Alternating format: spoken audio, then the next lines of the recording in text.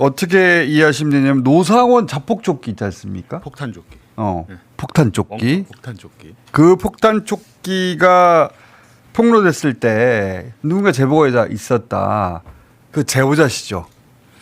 제가 국회에서 노상원 부하 장군께서 방송하는 걸 듣자마자 야 저거 주문한 거였구나를 1초 만에 알았습니다. 근데 알았는데 제보를 할 수밖에 없었던 게 이 노상원이라는 사람은 수첩에 그런 걸로만 언급이 되는데 이 사람은 계획한 걸 실행하는 사람이고 그 증거였기 때문입니다. 자, 그래서 이 영상 한번 볼까요? 이 증인으로 나오신 그래서 수거 처리하는 방법을 물었을 때 조금 전에 뭐라 했나요? 뭐 다시 한번 말씀해 주세요.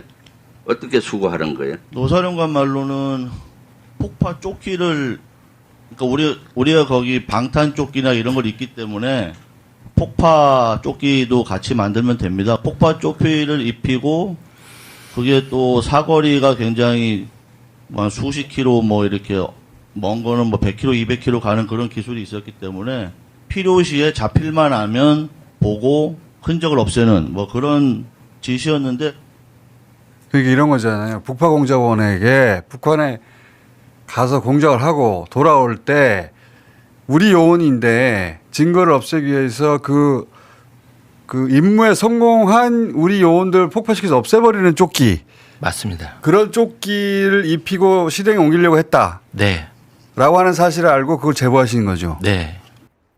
공익제보자 압수수색 내막입니다. 내막인데 이 공익제보자는 지난 12.3 비상계엄 내란 때 우리 특전사랄지 우리 군이 어떻게 움직였는지 그러니까 사실상 불법적으로 정상적인 군사작전이 아니고 불법 작전을 수행했다는 그 증거들을 국회의원을 통해서 아니면 언론사에 아니면 내란 특검에 제보를 했던 분입니다. 그 제보 경로를 보면요. 제보 경로를 보면 이분이 이제 처음에는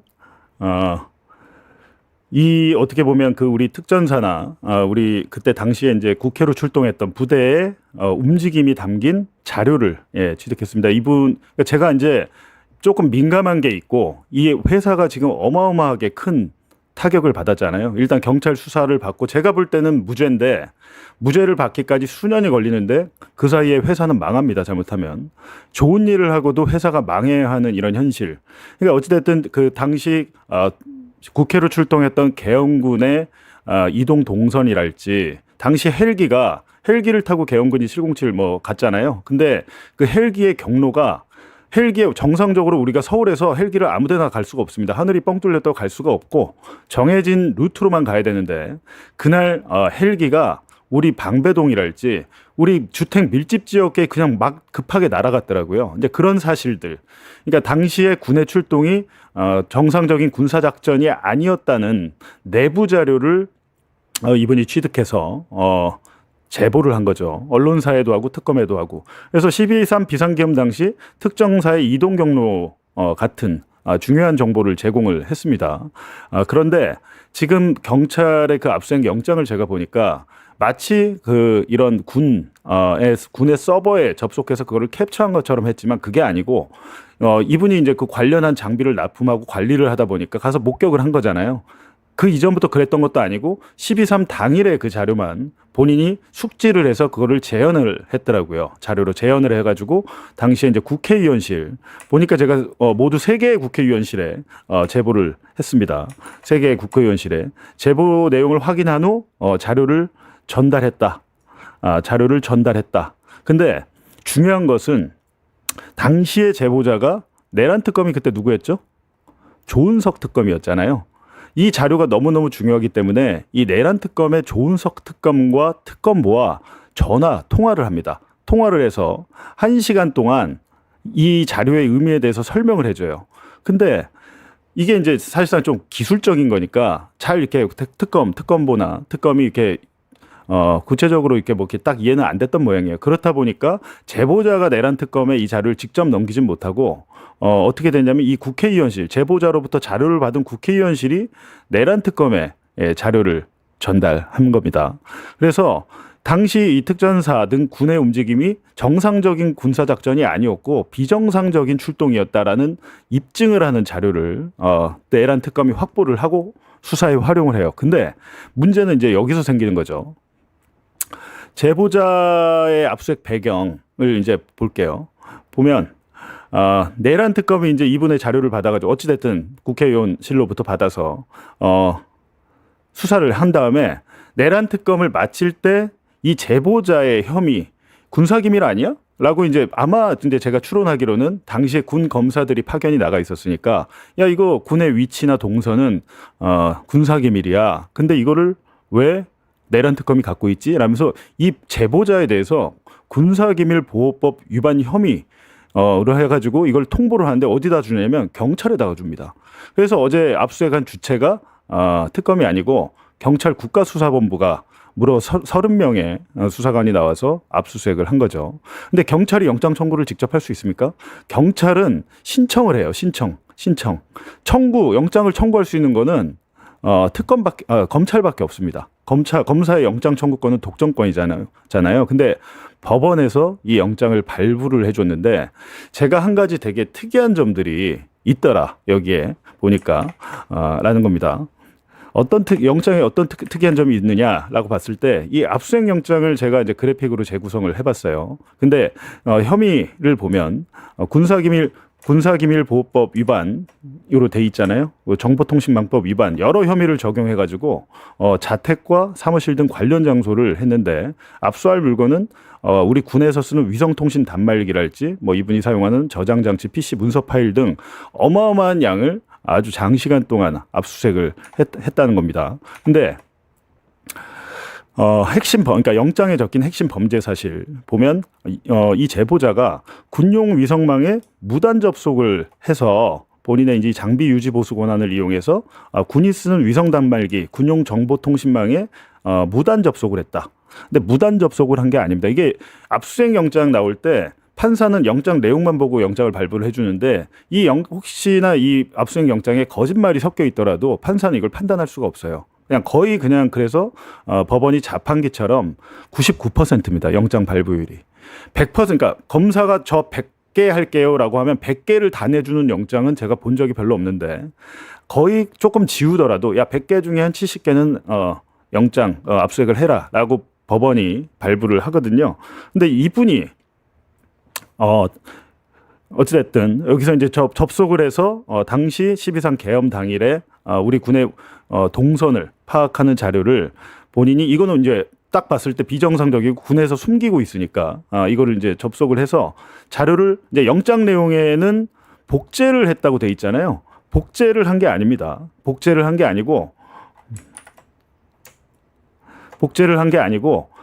그 내용을 왜냐하면 군의 그 위성 통신 장비들은 암호화가 돼 있어가지고 복제가 안 돼요. 그걸 복사하거나 빼내려고 해도 암호화가 돼 있어서 불가능합니다. 근데 여기 영장에는 복제라고 돼 있어요. 그게 아니고 이분이 이제 유지보수하러 갔다가 12.3 그날 딱 걸 보니까 이게 뭔가 이상해. 라고 봐서 본인이 그걸 눈으로 보고 복기를 해가지고 본인이 따로 자료를 새로 만든 거죠. 근데 여기서는 이제 복제, 반출 이렇게 표현이 돼 있잖아요. 이런 것들을 판사가 보면 그런가 보다 하고 그냥 영장을 내주겠죠. 그리고 특수작전 위치 정보를 뭐 도식화했다라는 건데 당시에 특전사 등 최정예 특수부대의 실시간 동선, 주둔지 헬기장 위치 이런 것들을 위성지도에 도식화했다. 그대로 갖다 베낀 게 아니고 이제 복기를 해가지고 만든 자료였는데 이걸 가지고 마치 그냥 컴퓨터에 접속해서 무슨 간첩처럼 빼낸 걸로 압수수색 영장을 받았습니다. 그래갖고 결과적으로 군사기밀이 외부로 유출됐다. 그러니까 이걸 빨리 회수해야 된다. 이런 명목으로 영장을 받은 겁니다. 핵심 범죄 사실 영장의 내용은 그런데 영장의 내용은 실제 사실과 많이 다르다. 제가 취재를 해보니까 그런 내용이고요. 예. 근데 이게 위성 위치 보고 장치란 게 요즘 보시면 당시에 계엄군 12.3 국회로 갔던 계엄군들 보면 무전기 다 하나 갖고 있잖아요. 우리가 이제 영화에서 보는 이렇게 뭐랄까 말로만 하는 무전기가 아니에요. 이 무전기가 통상적으로 음성, 문자, 영상 송신까지 돼서 지휘 통제소에서 앉아가지고 우리 영화 보면 나오잖아요. 화면들이 쭉 현장에서 임무를 수행하는 군인들의 화면이 쭉 나와 있고 그걸 보면서 작전 지시를 하잖아요. 그 장비입니다. 당연히 영화에 나와 있는 게 현실에 쓰이고 있는 거예요. 우리 군뿐만 아니라 세계 거의 모든 군이 쓰고 있는데 위성 위치 보고 장치라는 거예요. 이게 라는 건데 위성을 이용해서 실시간으로 위치, 영상, 음성 정보를 전송하고 본부는 전장 상황을 파악해서 신속하게 작전 명령을 하다는 최첨단 통신 지휘 시스템이다. 그러니까 이분이 이 제보자께서 운영하는 업체가 이 시스템 중에 일부를 군에 납품해서 보수 유지 관리를 한다는 건데 뭐 우리가 평상 생각해 보면 현장의 작전 부대가 휴대용 단말기로 위치와 영상, 음성을 전송하고 그게 위성으로 이게 이제 그 일반적으로 통신망으로 하는 게 아니라 위성 통신으로 하는 겁니다. 그래서 위성 통신 시스템이다 이렇게 생각을 하시면 돼요. 근데 그리고 이제 지휘소에서는 실시간으로 작전 명령을 파악하고 그러니까 실시간 위치나 군부대가 어떻게 움직이는지를 파악하고 바로바로 실시간으로 작전 명령을 하다라는 시스템인데, 근데 이게 이제 중요한 게 헬기 당시에 헬기 타고 국회 둔치에 내렸잖아요. 그 헬기에 대해서도 이 시스템이 갖춰져 있나 봐요. 그래서 헬기의 위치, 고도, 속도, 방향각 모든 정보가 본부로 전송이 됐죠. 근데 당시에 이 헬기의 경로가 정상적이지 않았고 사실상 그게 수방사에서 이 헬기 동선을 통제하는 간부가 거기를 지나가겠다고 하니까 못 지나가게 한 30여 분간 막았잖아요. 그 막아가지고 이 계엄군이 늦게 도착해서 국회의원들이 체포가 안 됐던 것이지 계엄군이 한 30분, 40분 일찍 왔다면 완전히 상황이 달라질 뻔했던 겁니다.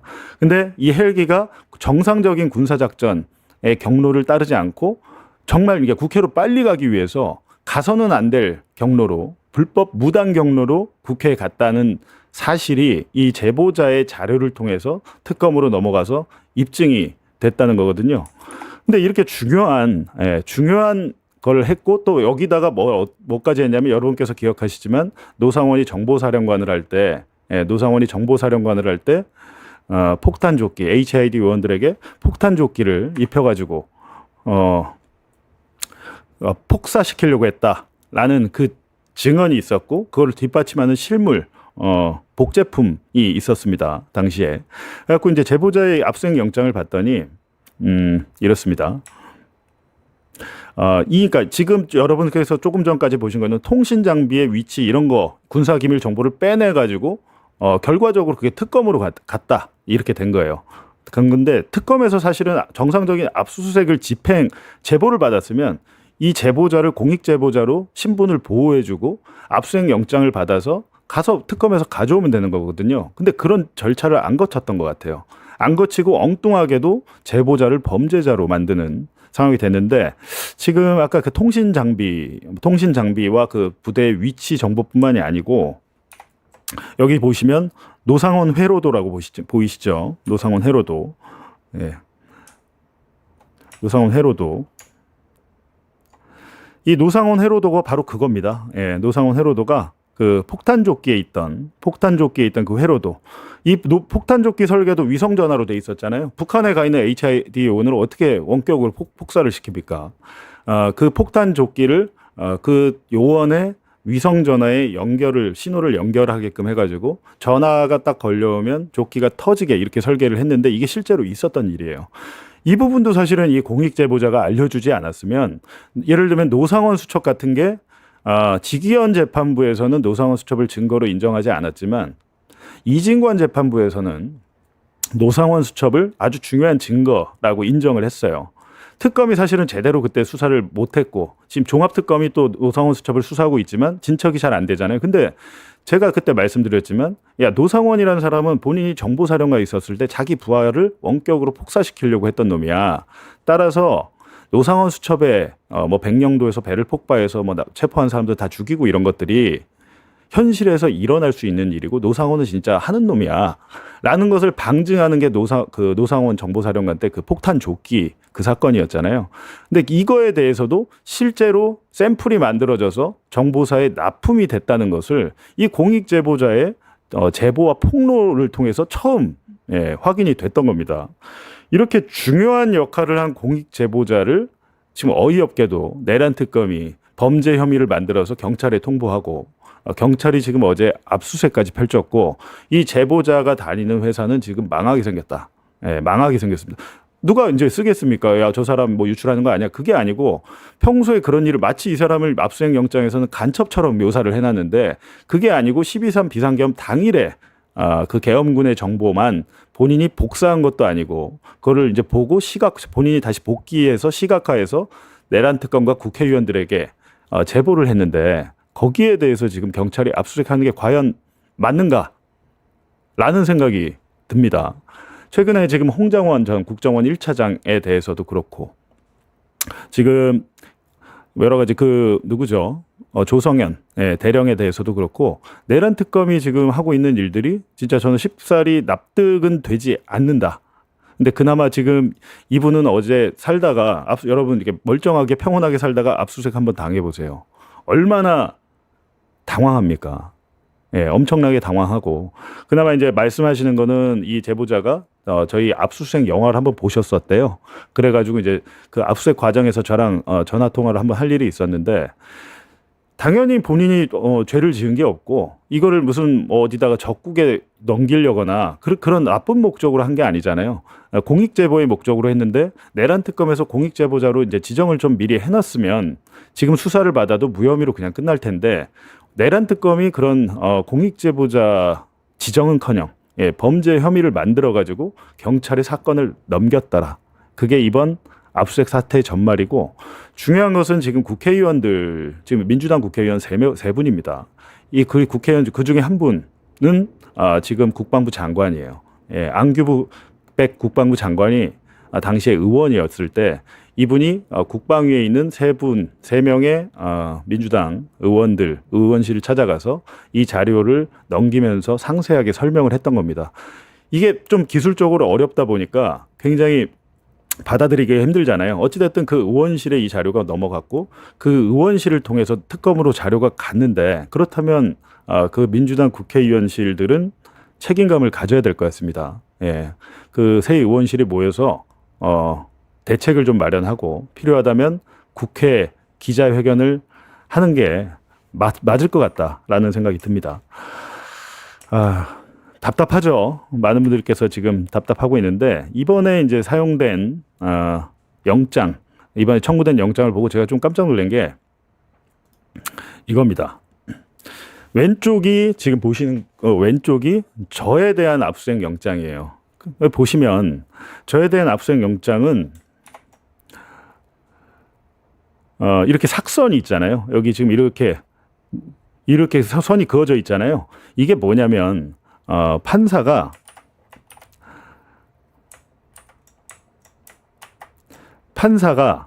이거는 하지 마. 이 부분은 딱 이게 그어놓고 야, 이 부분은 압수하지 마라고 삭제를 해버린 거예요. 검찰이 쓴 압수영장에 이렇게 하거든요. 통상. 그리고 밑에도 보면 지금 여기서 지금 삭제선이 없는 것들 있잖아요. 이거는 해도 된다는 거예요. 지금 이때 밑에를 보면 딱 요거 한 줄만 지금 삭제선이 있는데 이건 하지 마. 근데 나머지 이 부분에 있는 것들은 해도 돼. 해도 돼. 통상 영장이 이렇게 나오거든요. 근데 저는 이걸 보고 깜짝 놀란 게 이분의 영장이 한 30장 가까이 되는데 영장 수도 되게 많아요. 되게 많은데 이분의 영장에 대해서는 없어요. 삭제선이. 쭉 보십시오. 없어요. 하나도 삭제선이 없어요. 판사가 요청한 거의 모든 그대로 영장을 발부해 줬습니다. 이 부분도 제가 딱 보니까 굉장히 특이하다. 특이하다라는 생각이 들었습니다. 근데 뭐 저뿐만이 아니고 뭐 다른 여러 언론사에도 제보를 하셨는데 글쎄요. 이 부분에 대해서 좀 공론화를 하고 이 공익제보자가 부당한 처벌을 받지 않도록 우리 시민 여러분께서 지켜주시면 좋겠다. 그런 생각이 듭니다. 그리고 한 가지 또 요것만까지만 할게요. 지금 여기 보시면 압수할 물건이라고 돼 있잖아요. 압수할 물건 돼 있는데 여기 보면 보유자의 그러니까 10번 위 압수할 각 휴대전화 및 태블릿 PC 등이 잠금 상태인 경우 잠금 해제를 위한 실제 사용자 내지 보유자의 지문이나 안면 인식 정보도 압수할 수 있게 허용을 해줬습니다. 예, 검찰에서 청구한 그대로 다 해줬어요. 그러면 여기 보시면 이게 여기 지금 이렇게 당구장 표시해놓고 이 사람이 이제 제보자가 잠금 해제에 협조하지 않는 경우에 직접 강제를 통해 그러니까 강제적으로 이 대상자의 지문을 휴대전화 및 태블릿 PC 지문인식 센서에 닿게 하는 방법 또는 대상자의 안면을 인식 센서에 인식시키는 방법으로 채취해라. 이 말은 뭐냐면 만약에 얘가 안 열어 그럼 강제로 얘 얼굴에 그 안면 인식을 시키거나 손을 잡아 끌어가지고 휴대전화나 태블릿 PC를 열게 할 수 있다. 허용을 해준 겁니다. 예. 그 다음에 잠금 장치를 해제한 다음에는 이 전자기기의 전원을 끄고 봉인하는 방법으로 압수해도 좋다라는 겁니다. 저는 이것도 처음 봤습니다. 여태까지 압수수색 영장을 많이 봤지만 지문과 안면 인식 정보까지 압수를 해라. 강제로 얼굴에 갖다 대서 풀어도 좋다라고 나오는 건 처음 봤습니다. 너무나도 이 제보자, 공익 제보자를 마치 군사기밀을 훔친 간첩과 같이 대우를 하고 있더라. 지금 수사기관에서 라는 겁니다. 이게 지금 정상적인 대한민국 국가에서 특히 정권이 바뀐 이재명 정권에서 있을 수 있는 일인지 제가 한번 따져 묻고 싶습니다. 지금 홍장원 차장이나 조성현 대령도 마찬가지고 아무리 자기들의 성과가 별로 없다고 해도 왜 뒤늦게 지금 양평고속도로 뒤늦게 원희룡 출국 금지시키고 이제야 조사한다고 하는데 여태까지 뭐 했습니까? 예, 3달 동안. 3달 넘게, 한 4달 넘게 종합특검이 뭘 했습니까? 근데 엉뚱하게도 또 한편에선 내란 특검에 그 수사 그러니까 하지 않은 수사들이 경찰은 또 이 짓을 하고 있어요. 이 부분에 대해서 굉장히 저는 우려스럽다. 예, 그렇게 말씀을 드리고요.